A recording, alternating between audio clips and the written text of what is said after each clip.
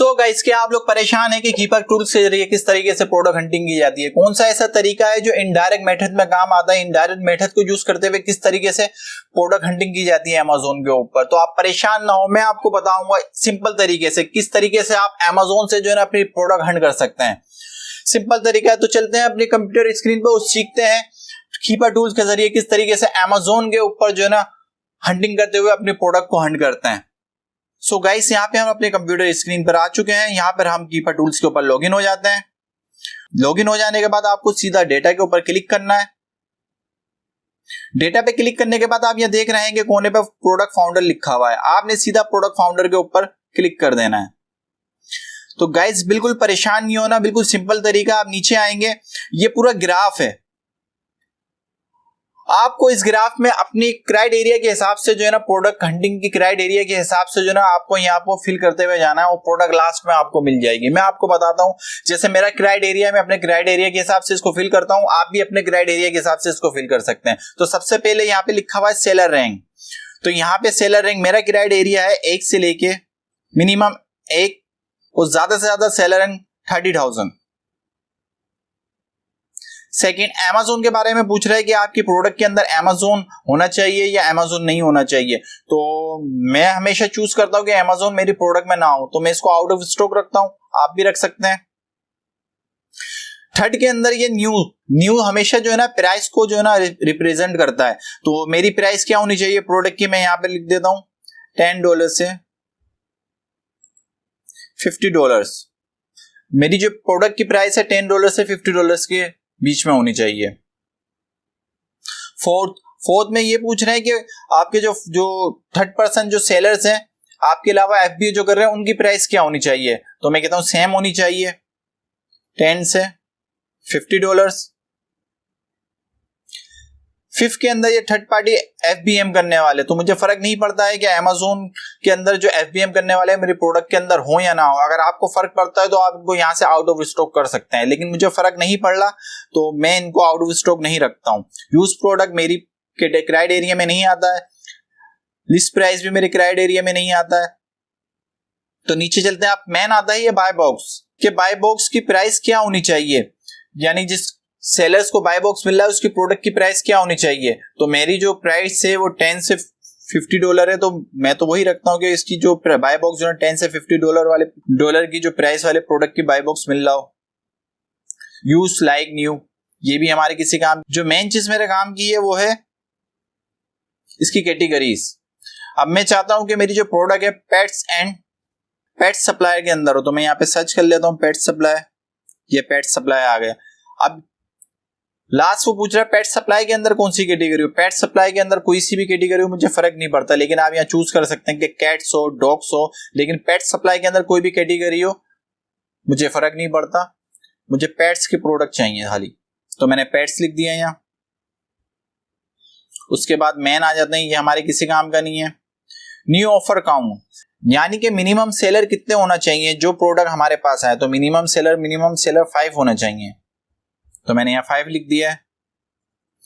Use offer count, ये भी हमारे किसी काम के नहीं है, ये भी किसी काम के नहीं है। उसके बाद जो लास्ट हमारे काम का आता है बाय बॉक्स सेलर, यानी कि बाय बॉक्स किस सेलर को मिल रहा हो, अमेज़न को मिल रहा हो, थर्ड पार्टी को मिल रहा हो या अदर किसी सेलर को मिल रहा हो। तो हम तो थर्ड पार्टी सेलर्स हैं तो हमें मिल रहा हो, एफबीए करने वाले को मिल रहा हो थर्ड पार्टी सेलर, तो हमने थर्ड पार्टी सेलर पे लिख दिया। उसके नीचे आ जाते हैं हम एडिशनल बाय बॉक्स, ये भी हमें जो है ना एफबीए करने वाले को मिल रहा हो, तो हम यहाँ पे यस कर देंगे और यहाँ पे नो कर देंगे। तो आप देखिए यहाँ पे फाउंड होने के बाद प्रोडक्ट जो है ना 287 बची हैं। नीचे जाके और हम लगाते हैं इसमें हमारी जो प्रोडक्ट है फिजिकल होनी चाहिए या फिर डिजिटल होनी चाहिए। ऑफ कोर्स हमारी प्रोडक्ट फिजिकल होनी चाहिए। आप अपने क्राइटेरिया के हिसाब से इसको लगा सकते हैं कि आपकी प्रोडक्ट डिजिटल है या फिजिकल। मेरी प्रोडक्ट फिजिकल होती है तो मैं फिजिकल पे क्लिक रखता हूँ और डिजिटल को माइनस कर देता हूँ। उसके बाद वेरिएशन पूछ रहा है, जो आपकी प्रोडक्ट है उसकी वेरिएशन होनी चाहिए।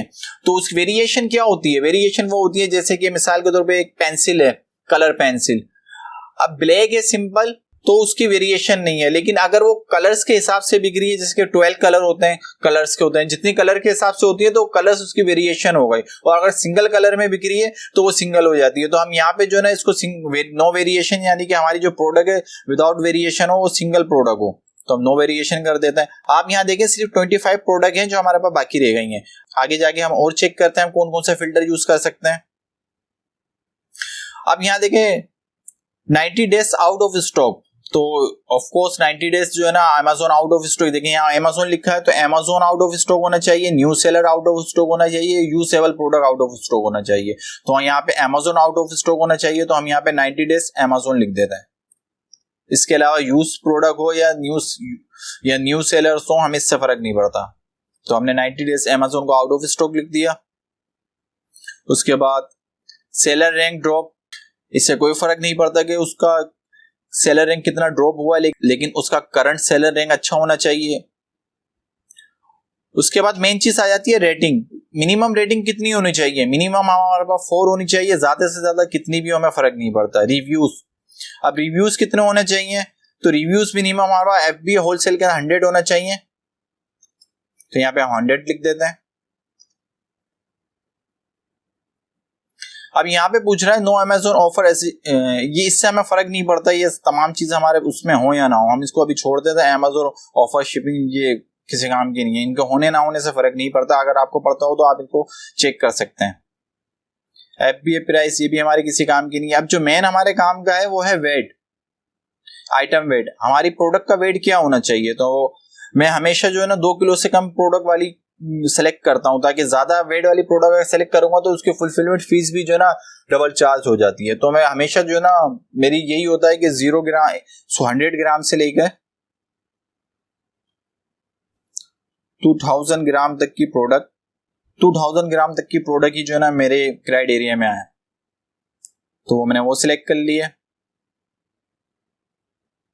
उसके बाद नेक्स्ट, ये एडल्ट्स हैं, खाली एडल्ट्स प्रोडक्ट जो है ना मेरी उसमें ना, एडल्ट्स प्रोडक्ट के अंदर क्या आ जाती है? एडल्ट्स प्रोडक्ट के अंदर आप समझदार है कौन सी प्रोडक्ट आती हैं, तो एडल्ट्स प्रोडक्ट को मैं हमेशा जो है ना नो कर देता हूं, आप यस कर सकते हैं। अब यहाँ देखें सिर्फ यहाँ पे 11 प्रोडक्ट बची हैं। अब यहाँ पे 11 प्रोडक्ट बची हैं, आप इसको अब यहाँ से फाइंड प्रोडक्ट करके अब इन प्रोडक्ट को आप जो है ना अपनी MS ऑफिस की शीट के ऊपर डाउनलोड कर सकते हैं। इसको डाउनलोड करने का सिंपल तरीका है, यहाँ पे आपने एक्सपोर्ट पे आना है। आप यहाँ पे चाहे तो इसकी पूरी जो है ना ऑल एक्टिव कॉलम जो है ना डाउनलोड कर सकते हैं, या फिर सिर्फ एसएन डाउनलोड कर सकते हैं। मैं सिर्फ एसएन डाउनलोड करता हूँ। यहाँ आने के बाद यहाँ पे एक्सपोर्ट करते हैं।